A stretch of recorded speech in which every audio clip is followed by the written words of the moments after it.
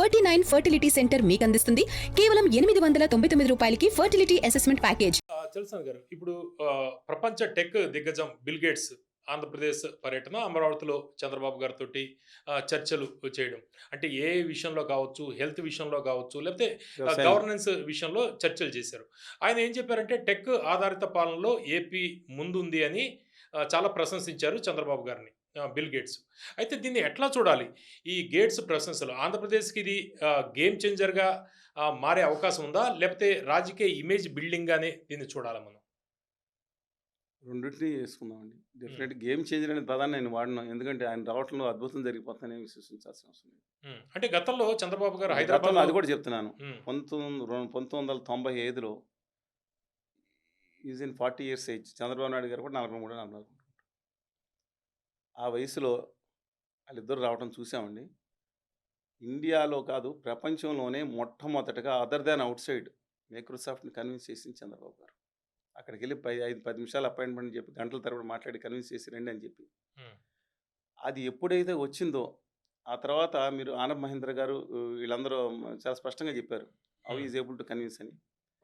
అది ఒక game changer అయింది. This whatever you are saying this 100% correct. As far that in that day ఆ రోజుల్లో game changer అండి.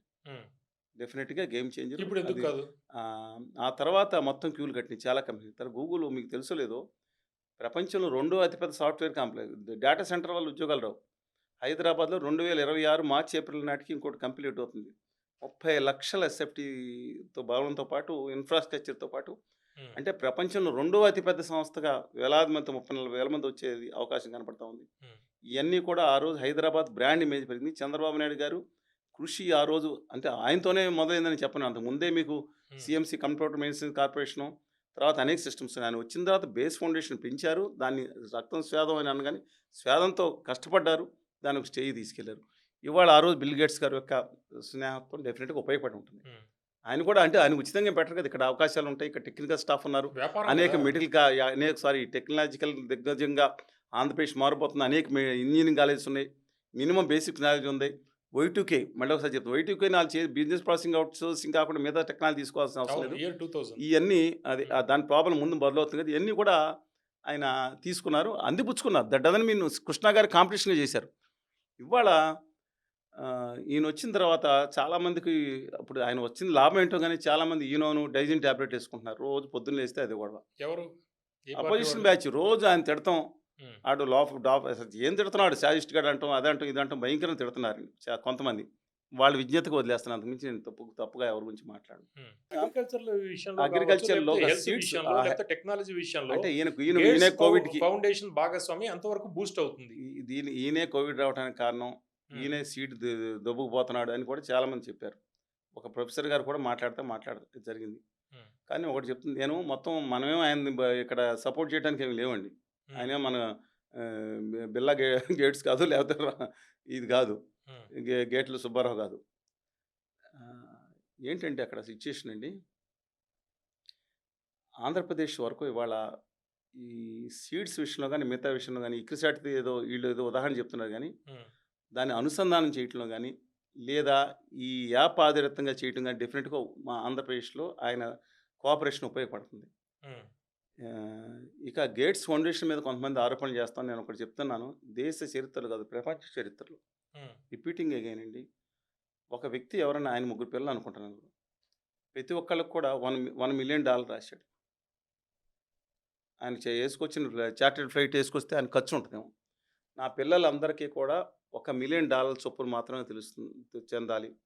ఈయన సంపాదన దాదాపు మీరు నమ్మరండి 99% మొత్తం అంతా డొనేషన్ ప్రెడ్జ్ చేశారు.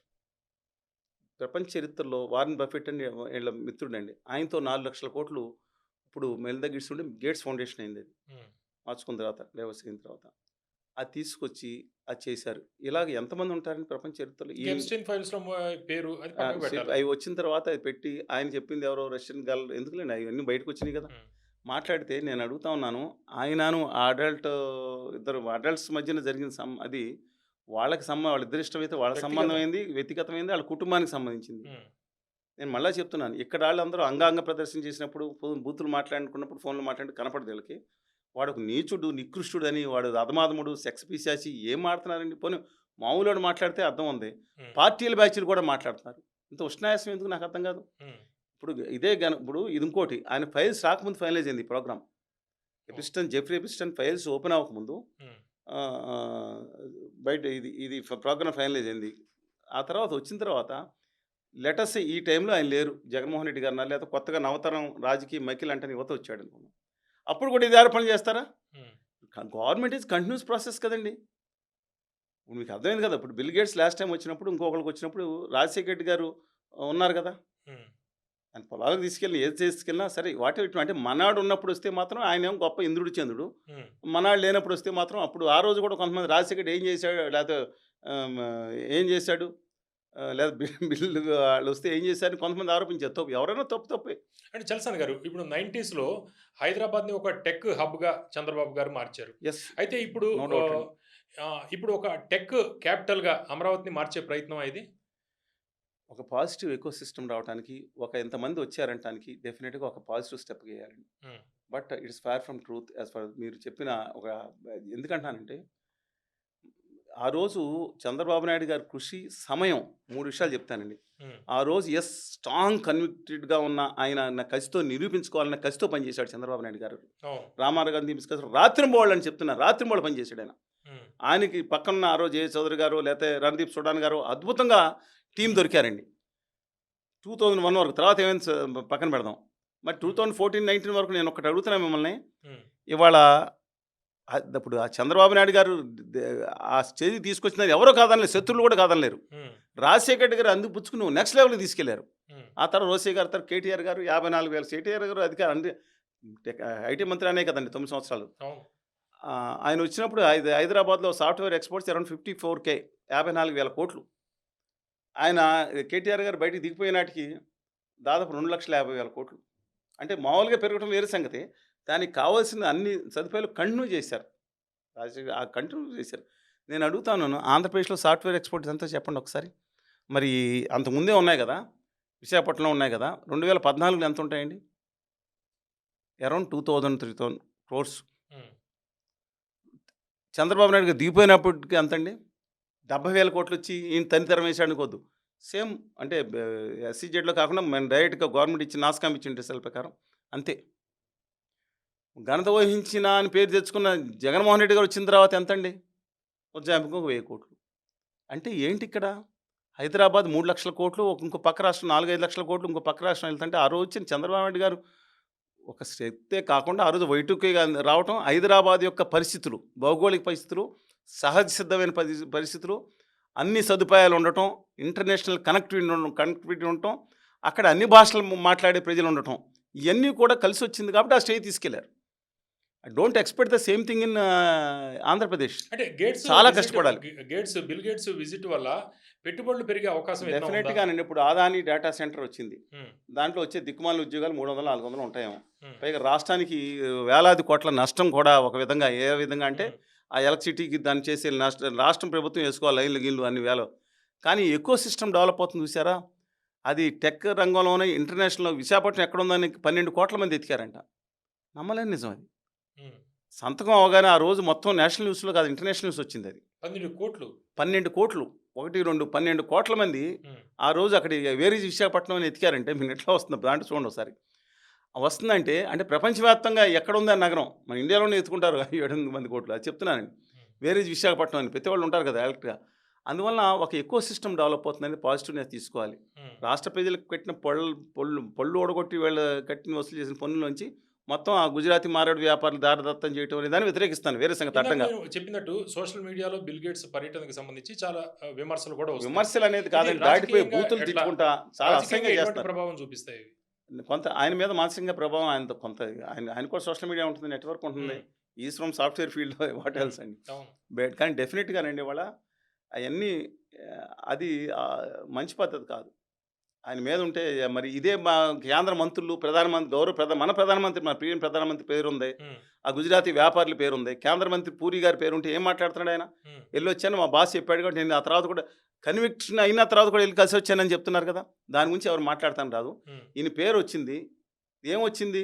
ఈయన చేసాడు ఒక అమ్మాయి గురించి పేరు వచ్చింది. నేను తప్పట్లేదండి. ఉమ్, ఇది వాళ్ళిద్దరి కానీ నైతికంగా మన హిందూ ధర్మశాస్త్ర ప్రకారం తప్పే.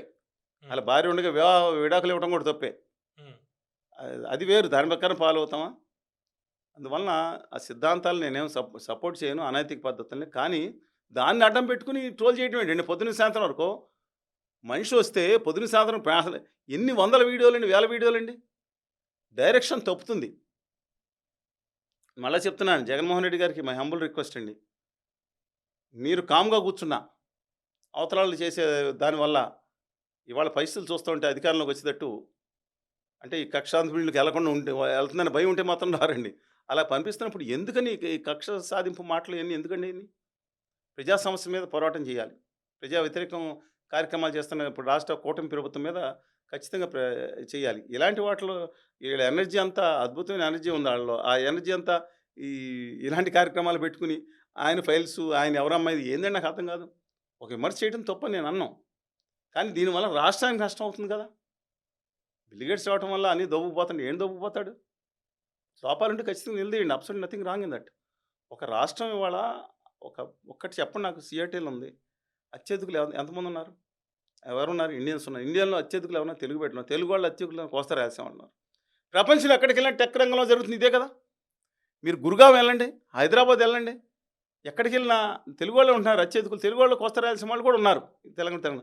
అట్లాంటిది ఆ సొంత ప్రదేశంలో డెవలప్ చేసుకోవడానికి ఇన్ని కష్టాలు పడుతుంటే బయటికి ఎన్నిసార్లు కొట్టినా లేవలేకపోతుంది software, because of number of reasons. Because దాని నాటి ఒక రాజధాని లేకుండా అయిపోయింది. బేసిక్ ఇన్ఫ్రా అంటే భవనాలు ఇవన్నీ కాదండి, అక్కడ ఎన్విరాన్మెంట్ ఉండాలి. హైటెక్ దాంట్లో పనిచేసే వాళ్ళకి చుట్టుపక్కల అంటే క్లబ్లే ఎన్విరాన్మెంట్ కాదు, లైఫ్ స్టైల్ గడపడానికి ఆధునిక సౌకర్యాలు అన్నీ ఉండాలి. ఉన్నాయా? విజయవాడలో అంత ఆధునిక సౌకర్యాలు కల్పించడం సాధ్యం అవుతుందా? అవుతుంది, టైం పడుతుంది. అందుకని టైం పడుతుంది. వైజాగ్ డెఫినెట్గా ఇవాళ నేను మళ్ళీ చెప్తానండి, ఈ ప్రపంచంలో పక్కన పెట్టిన ఇండియాలో 10 పెద్ద జీడిపి వచ్చే నగరాల్లో ఒక నగరం విశాఖపట్నం. ఇప్పుడు కాదు, లాంగ్ బ్యాక్. ఇన్హెరెంట్ స్ట్రెంగ్త్ ఇవాళ అద్భుతంగా లీప్ అండ్ బౌండ్స్ పెరగబోతుందండి విశాఖపట్నం. మళ్ళీ చెప్తాను, విశాఖపట్నం పెరగబోతుంది, అద్భుతమైన సిటీ. అందువలన ఓన్లీ వాతావరణం లోపల వీళ్ళందరూ వాతావరణం బయట తిరుగుతారా ఎండాకాలం అని చెప్తున్నానండి. బట్ ఒకటి థింగ్, ఆయన దాన్ని పాజిటివ్గా తీసుకుందాం. ఈయన కాదు, రేపొద్దున ఇంకొకళ్ళు వస్తే, ఇప్పుడు లులు మేళ ఉందండి, దిక్కుమాలి లులు వాళ్ళకి జగన్మోహన్ రెడ్డి గారు రద్దు చేస్తే మంచిదే అన్నాను. ఇంత రద్దు చేస్తారు, ఇంత దుర్మార్గం చేస్తారని వేశారు. ఇప్పుడు ఈయన ఇస్తే వాళ్ళు తిడుతున్నారు. అంటే వీళ్ళ స్థానాలు ఎవడొచ్చినా అవతలని తిడతానికి ఎవరికి లింక్ చేస్తూ ఉంటారు. రాష్ట్రం బాధ్యత. నేను అంతిమంగా ముగించే ముందు ఒకటి చెప్తున్నాను, దయచేసి ఈ ట్రోలింగ్స్ మీద రాష్ట్రానికి రావాల్సిన విభజన హామీలు, రాయితీలు వస్తే కనుక ఆ ఈశాన్య రాష్ట్రాలు ఇంకా ఉన్నాయండి, మీరు కనుక్కోండి. 90% సబ్సిడీ వస్తాయి కొన్ని చోట్ల. ఆ గుజరాత్ గద్దలకు తన్నుకుపోయారు ఇక్కడి నుంచి, ఆ గుజరాత్ గిఫ్ట్ సీట్లో పెట్టారు. ఆంధ్రప్రదేశ్లో 10 సంవత్సరాలు ఇవ్వండి, మా దమ్ముని ఇవ్వతున్నారు. కులగజ్జి మతపిచ్చి రెచ్చగొట్టే వాళ్ళని పక్కన పెట్టి మీరు ఒక్కొక్కళ్ళు పారిశ్రామికవేత్తగా మారాలి. మీ కుటుంబానికి మీ పేరు తీసుకురావాలి. మీ పేరంటేనే మా ఒక మార్గం ఉండాలి. మీ ఊరికి పేరు తీసుకురండి, రాష్ట్రానికి పేరు తీసుకురండి, దేశానికి సంపద పెంచండి. ఇంతే తప్ప 24 గంటలు వాళ్ళ చుట్టూ తోకలాగా, వీళ్ళ చుట్టూ తోకలాగా, వాళ్ళని తిట్టుకుని వీళ్ళు తిట్టుకుని ఇప్పుడు కింద రాసుకునే వాళ్ళు ఇంత ఎనర్జీ ఉందండి. ఇప్పుడు కింద కామెంట్స్ చేస్తున్నారు కదా, ఇంత ఎనర్జీ కొంచెం తమ భవిష్యత్తు మీద, ఆంధ్రప్రదేశ్ ప్రభుత్వం మీద, తెలుగు జాతి కూడా చెప్తుండే, తెలుగు జాతి కూడా అన్యాయం జరుగుతుంది, తెలంగాణ కూడా అన్యాయం జరుగుతుంది బడ్జెట్లో. దాని మీద దృష్టి పెట్టమని చెప్పి కోరుతాను.